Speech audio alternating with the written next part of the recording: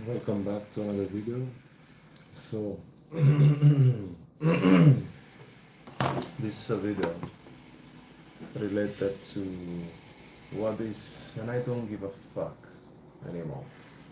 This motherfucker Trump did for every country, did for all over the world and all that. Let me tell you, Trump is a shit motherfucker, piece of shit. He did nothing. Instead of stopping that war in 24 hours, as he say, yeah, he should do like this for his ears to hear well better, way better. Man, we are fucked up. I put petrol in the fucking car. Too much petrol. We are in crisis. Fucking US is in crisis. He didn't stop any war in Ukraine. He start 3 more. So who was believing in Trump? Who voted for Trump? Now is against him. Let me tell you, the whole world is watching him, and that's no good.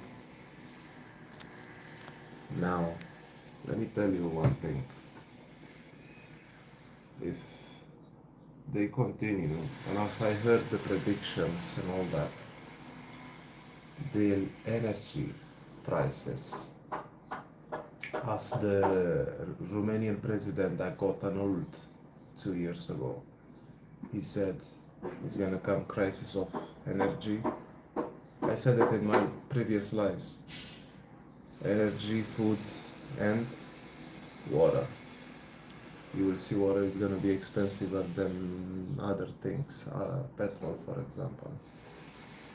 Now, you guys understand what's going on with this Strait of Hormuz, these games, this business war. It's all a bullshit, and just that, my opinion, Trump is a bullshit motherfucker. The crisis has gone up, yeah. All the prices has gone up. The US crisis is fucked up. Everything is fucked up. He don't ever stop any war in Ukraine. He start another 3 wars. Man, that's a business. That's a business. Now, you guys think Trump is good? You guys think why I talk like that?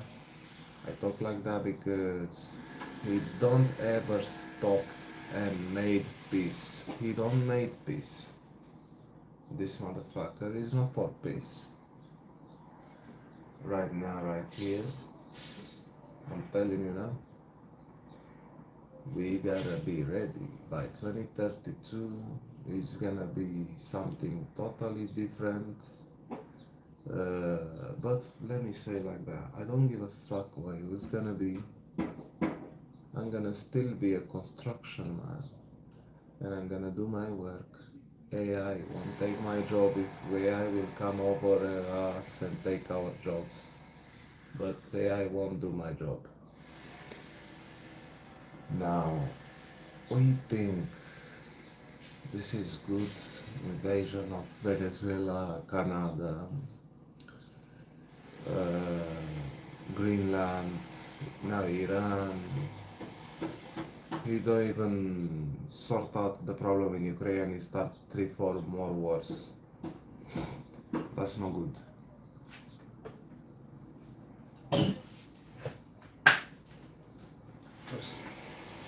First of all, let me show you, because you have to hear what happened with To this get shit Trump. elected in 2024. Why? Well, it's simple. The economy's stupid. So the numbers are pretty jaw-dropping, so let's actually go through them with the help of none other than CNN's Harry Enton.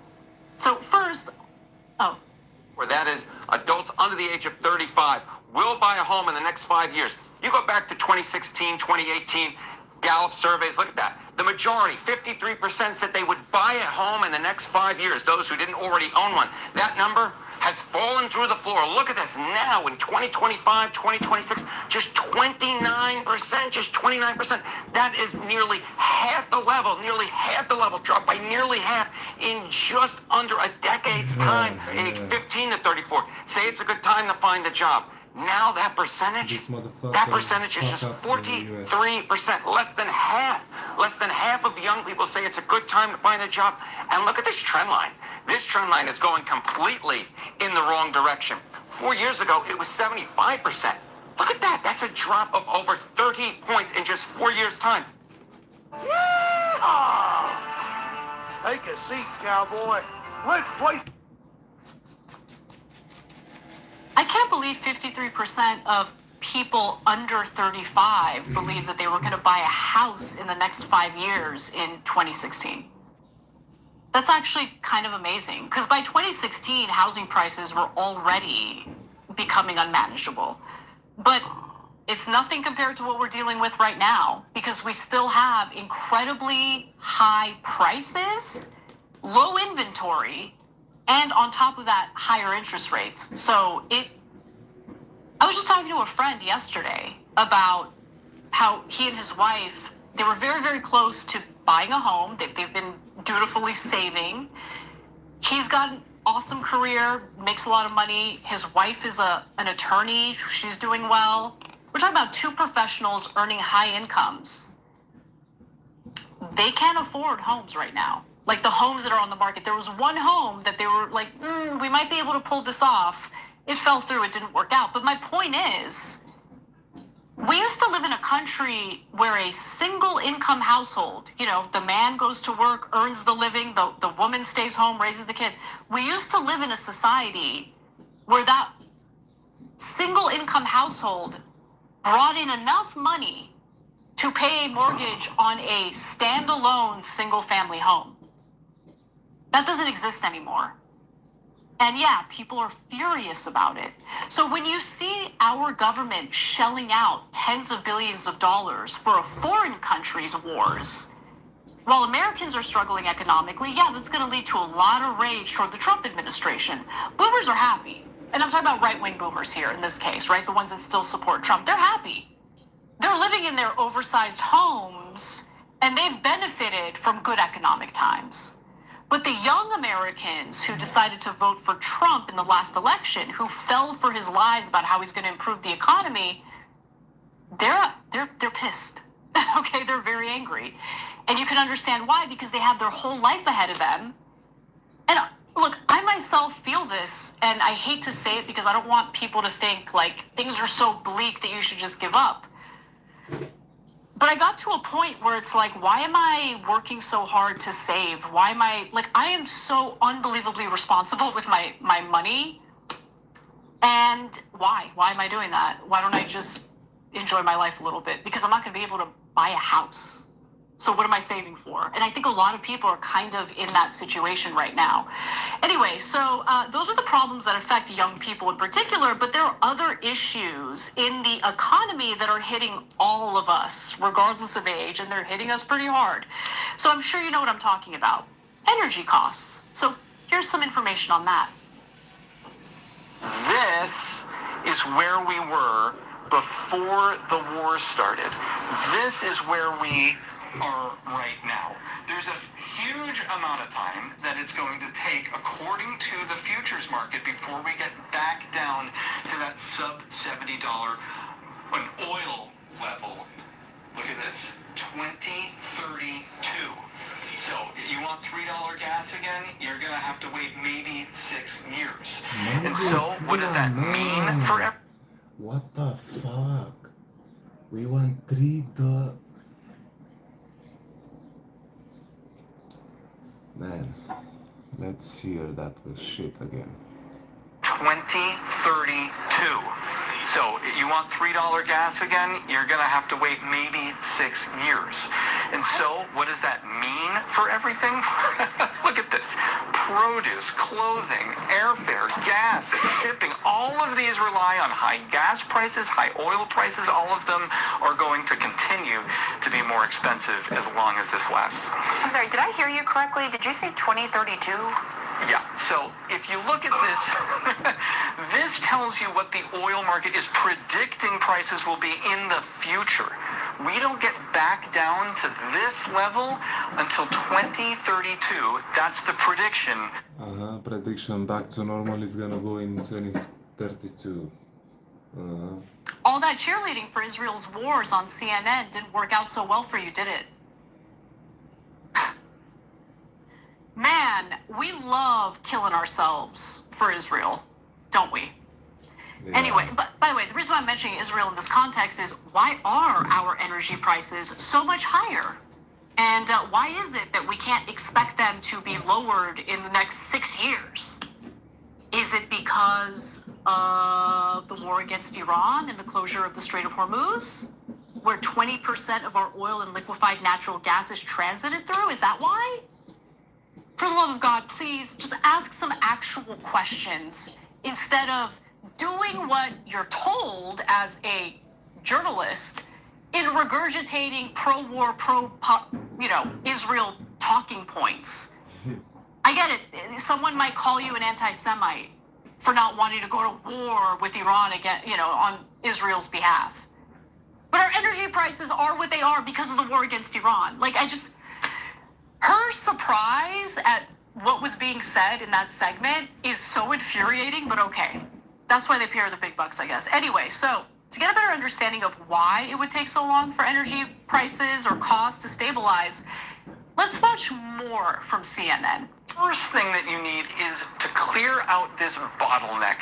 So in the Strait of Hormuz right now, there are about 170 tankers that are there, and they're each carrying around 100 million barrels of oil, and that's a lot of oil. That's not just, a kind of pretend number. That's about 13 days worth of the oil that has been stuck, because we've had 13 million barrels of oil that are just stuck in the Strait of Hormuz right now. So that's a decent amount of oil, but imagine getting all of that out of the strait that's mined, that's been an active war zone. That's not something that can just get out all that quickly. Okay, that's step one. Step two, you got to get rid of all the warehoused oil. You have oil that's just overflowing right now in storage. All of that needs to get onto new empty tankers.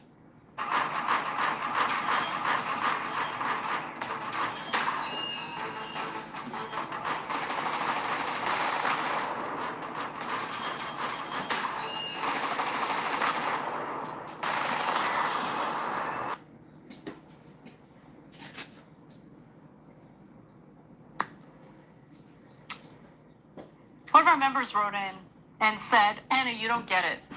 You don't get it. You don't get it. I'm just kidding. I'm not making fun of you, but a little bit I am, because you're regurgitating the Trump administration's talking points to justify the absolute disaster we find ourselves in because we decided to enter this war against Iran. You don't get it, Anna. This is all done on purpose because, the United States is trying to choke China's energy supply.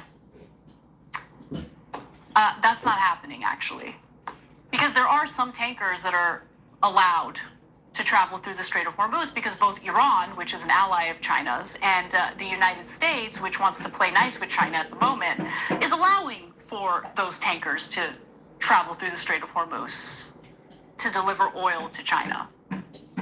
This is not about choking off China's energy supply. This is all about fighting a war, a regime change war on behalf of Israel, which has been a disaster and is not working out the way that Trump was told it was going to work out by, the Israelis, who have all that great intel that they share with the Americans.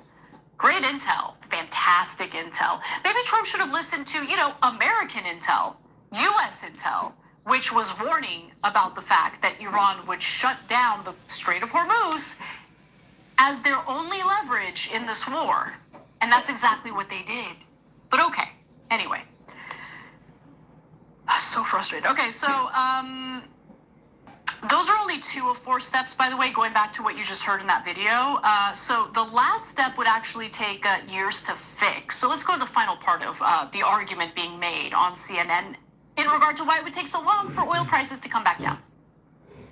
Oil production needs to restart. This is very, very difficult. It's not just like flipping on a light switch. You actually need to start sending water and gas down into wells. And if you do that, you might have a neighboring well that has to do the exact same thing. And you need to make sure that that is all coordinated. That can take 2 to 4 weeks just to get production started again. After all of that is done, you need to fix your facilities because so much of them have blown up literally in the war, particularly the largest LNG port, the largest liquefied natural gas port in the world. That's going to take about 2 years to come back online. That guy has got some amazing riz. Okay, the riz on that guy. No, but in all seriousness, I kind of love him because he is explaining everything perfectly. And this is the kind of segment that would have been super useful when the debate about whether or not we go to war with Iran was being had. You know? Like the CNN producers maybe should have considered having this guy on to explain all of this prior to the United States attacking Iran on behalf of Israel. On behalf of Israel. Because they want a regime change in Iran. Not because they're worried about nuclear weapons. Iran didn't have nuclear weapons. Iran wasn't building nuclear weapons. Iran didn't even have enriched uranium enriched to the point where they could build a nuclear weapon. And even if they had, which they hadn't, they didn't have a missile that would be able to deliver a nuclear weapon. So it was a false BS cover story to drag us into a regime change war that we're now not only in, but we're dealing with a quagmire. So let's get back to Harry Enton, because this is the reason why young people in particular are furious. They're abandoning Trump. All of this translates to bad economy. Economy bad. Okay, so let's get back to Harry Enton on Trump's approval ratings. Men under 30 on economic conditions. Before Trump came into office, this is 2024 and early 2025, before Trump was inaugurated for a second term, 66% of them said it was, in fact, the economic conditions were poor. They were hoping that Trump would solve it. But they view the economic conditions even worse today than just before when Trump got into office. Look at this, 79% this year say that, in fact, economic conditions, young men, those under the age of 30, say that economic conditions are poor. In the fall of 2024 versus Kamala Harris, Trump was more trusted on the economy than Harris by, get this, a 7-point margin. Holy Toledo, look at that percentage now. Look at how young men have turned. The net approval among young men for Donald Trump and the economy, minus 59 points. I'm laughing because the turn is so absurd. This is a turnaround of, what is this? Do the math with me right here. Of 66 points. 66 points in less than 2 years' time, just a year and a half. Men under 30 on Trump. Look at this. In the 2024 election, Donald Trump won that vote by 1 point. He was the first Republican nominee to win young men this entire century. But now it's a different tune. His net approval rating among young men, look at this, minus 55 points. Fucked up. Fucked up. Yeah, the economy is really bad. Really bad. And it turns out that the way that our media was framing the race in 2024 was complete BS. Because the way that they framed it was, ooh, it's the battle of the sexes with women, young women supported the Democrats, but the young men break it off to support the Republicans. The battle of the sexes. But was it about identity politics, or was it about, the issues? And when it comes to, just the way that the two genders are thought of in even modern society, men like to think of themselves as the providers, the breadwinners.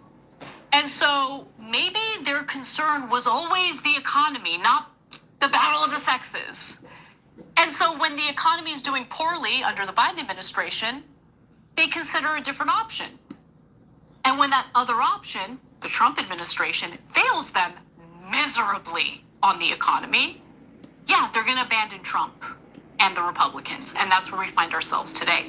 But by the way, that's not the only issue young men are unhappy about. And Trump isn't the only person they're unhappy with.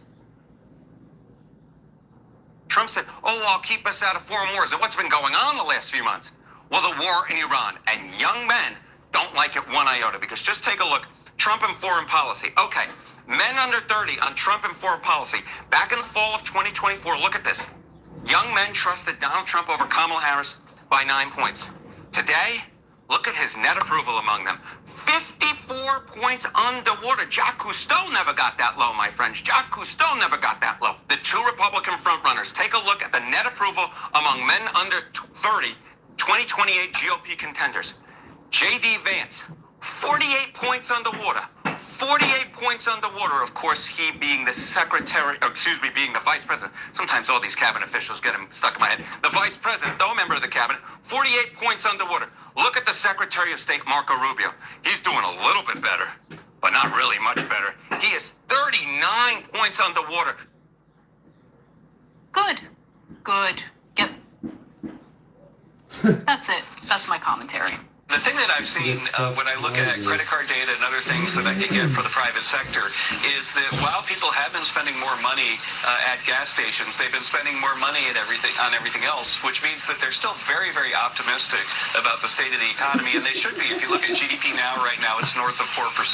And so despite this disruption, all the momentum that we've been...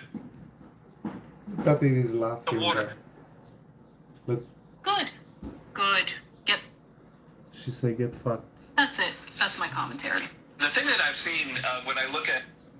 Really much better. He is 39 points underwater. Look, Good. she said get fucked. That's it. That's my commentary. The thing that I've seen when I look at credit card data and other things that I can get for the private sector is that while people have been spending more money at gas stations, they've been spending more money at everything else, which means that they're still very, very optimistic about the state of the economy, and they should be. If you look at GDP now, right now, it's north of 4%. And so despite this disruption, all the momentum that we built with the big, beautiful bill and AI and everything else is really, what the main economic story in the U.S. is. Could it be that they're charging more on their credit cards because they literally can't afford the inflation that's making everything a lot more expensive under the Trump administration because he decided to start a war against Iran? They closed the Strait of the Hormuz, cutting off 20% of the globe's oil and gas supply, which makes the cost of energy rise, which then has a trickle-down effect on the rest of the economy. Could it be that? But Kevin Hassett, Cenk, he's the current National Economic Council Director for the Trump administration. He thinks that things are going great. And he's bragging about how, people are spending more on everything they buy. Yeah, that's called inflation, bro. Yeah. That's not a good thing. That's a bad thing. But in a minute, I'm going to give you some stats to prove what a liar Kevin Hassett is. And they are amazing to the point of being amusing. All right, Anna, give us more receipts first. I'm just going to do a little spoiler alert right off the bat. I'm not amused by any of this. I'm infuriated, and I don't know how others aren't as infuriated as I am, because we are literally paying more for everything in order to fight a war on behalf of a foreign country. Okay, that's what's happening right now. And they're trying to spin it, and Hassett is failing miserably at it. So in the same interview, Hassett went on to push back against some recent polling from the University of Michigan that shows how consumer sentiment or consumer confidence has cratered recently. Take a look. We find that basically the consumer sentiment indicator at the University of Michigan is just a political survey. And in fact, the correlation between what independents say and Democrats say is 0.8 or 0.9. It's almost exactly perfectly correlated. And so what they've done is they've somehow devised a political survey that tells us how Democrats are feeling about things. First of all, it's not a political survey that only focuses on one party. It would have absolutely no credibility if that were the case. But just the whole notion that this is discredited because it's merely a political survey, isn't that what all polls are? So, and what he's doing is now Republicans and independents are as frustrated as Democrats. So he's doing a little sleight of hand there to say, oh, well, they must have